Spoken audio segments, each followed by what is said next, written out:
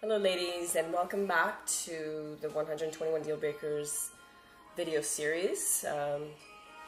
We are on segment 4, I believe, and we're going to be covering the topic of, well, the name of this video is But He Hasn't Hit Me Yet. If we get into detail about this,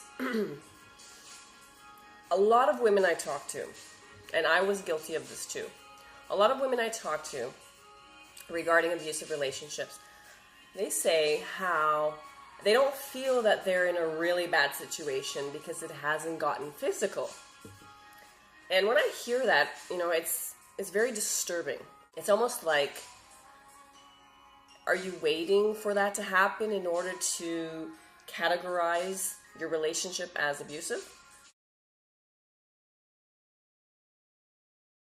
Because if a man is yelling at you, calling you names, putting you down, criticizing you, controlling you, checking your phone, stalking you, calling you 24/7, making you wear what he wants, things like that, that's abuse. And you need to understand that. Now, physically speaking, if it has not gotten physical, it does not mean that it won't. Because I'm going to share with you what happened with me in most of my abusive relationships. They all started off like a fairy tale love story that you would just die for. And, you're on cloud 9 and you're so happy you found the one each and every time. And, and then that cloud gets pulled right out under you, from right on under you. Because then they start acting so different. I swear, like night and day. They go from being these amazing men to your worst nightmare. My point was, in my situation, what had happened was, it started off being a verbal abuse situation. So, I was called names and, being humiliated, degraded, and told that I wasn't ever going to be wife material, or, I'm just hopeless or helpless and lazy and all these terrible things, making me feel like my voice didn't matter or my opinions didn't matter, making me feel like I was going crazy and out of my mind, that I was just kind of paranoid and making things up as I go and making exaggerations, which wasn't the case. What I was seeing and experiencing were actual truths and facts. So these were the initial signs of the abuse that were happening to me, but I didn't really have a way to pinpoint them because I had no idea what I was looking for, and not that I was even looking. Because you're in a relationship, you don't think of these things. You think of enjoying the person you're with and having a relationship with them, and having a good time and just getting to know one another and, living together and being happy. So my thought wasn't, okay, what am I looking for? Even though I should have had that, because my prior relationships were all abusive. So I should have been looking for that, definitely, but wasn't. From a verbal standpoint, things escalated. To the point where my partner at the time started showing signs of being aggressive. First with words, and then him using things around the house in an aggressive manner. So, for example, he would, maybe punch a hole in the wall to get my attention, or throw a book at me, or how about a Bible at me? Yes, I've had a Bible thrown at me. Things like of that nature. I've had pretty much everything you could think of thrown at me. I remember specifically, I was pregnant at the time. So I was 7 months pregnant. And I, like any 7-month-old pregnant woman would do, they would go to the fridge, and look for food and whatnot. And so I specifically was looking for ham, the roast ham. And he had hidden it from me and put it in the freezer, hidden behind all these other items so that I wouldn't find it. Well, of course, 7 months pregnant, looking for a specific food item, yeah, you're going to look and you're going to find it. So I found it, and it was in the freezer, and I go to defrost it, and he comes out into the kitchen and says, "What are you doing with that piece of ham?" And I'm like, "Well, I'm just about to eat it. Would you like some?" And he got so angry with me that I was eating this piece of ham that he took it and threw it at me. And I'm laughing at it now, but it wasn't very funny, because apparently I was not allowed to eat. And oftentimes he'd say things like, why are you raiding the fridge again? You know, things like that. So abuse doesn't necessarily mean that you get a slap or a punch or a push or a shove or a kick. You know, it could also mean that you are being emotionally broken down with every word. So again, it started off verbal.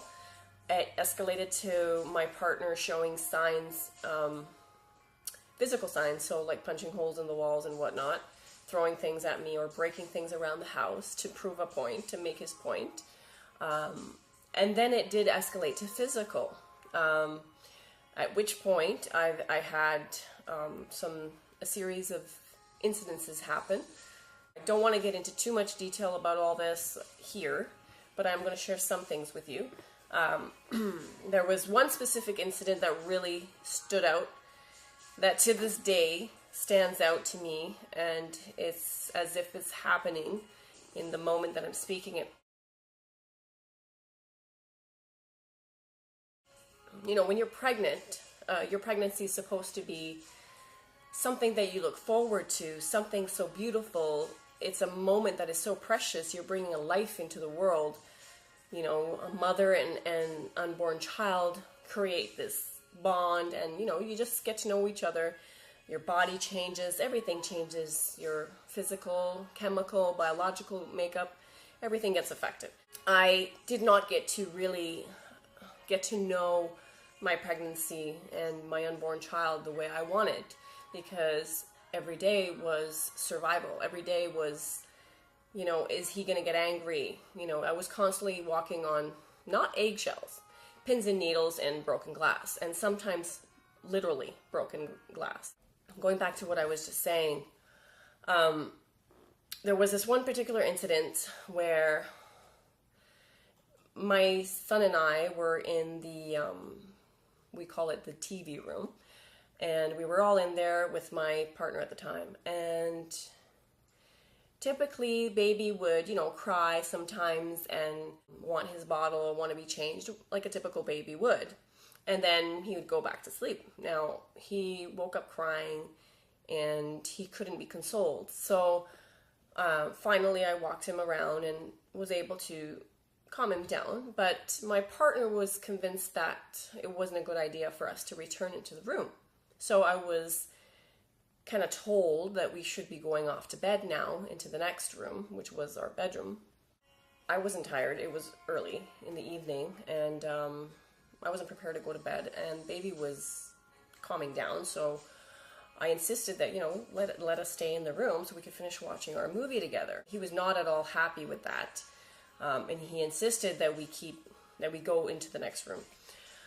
Finally, he just grabbed my arm, pulled me out of the couch, brought me into the other room with the baby, and I was sitting in a kind of a little corner of the bed, and I said to him, "I don't understand why you are, like, so insistent that we not be in the room with you. You know, I want to finish watching this movie. You know, I'm not tired. Why are you separating us?" And those were the last words I spoke. And when I said that, you would have never guessed what would have happened next. He kind of launched at me, and with a closed fist, while I'm holding my baby, punched my right cheekbone. Not once, but twice. He did it the one time, and when he realized what he did, instead of stopping, out of shock, I don't know, he went ahead and hit me the second time. At this point, the baby was hysterical, and of course I'm hysterical, and I just remember him blaming me now that the baby was screaming, that I was punched, it was my fault. I should have listened. He went ahead and grabbed his gym bag from across the room and threw it at me, but the strap of the actual bag hit the baby's forehead, close to his eye. It was just a horrible experience, and I don't remember how it even stopped. I can't recall what would have made him stop. I just remember blacking out, not remembering what had happened. I woke up the next morning at my parents' home, and I was wondering how I got there. And I'm sure to this day, I mean, trauma does this. It blocks so many of the painful memories so that you don't have to relive them. But in that moment where you have to survive, subconsciously something happens where you're just dealing with that moment, and you can black out and not even know where you're heading or what's happening to you. That's what happened to me.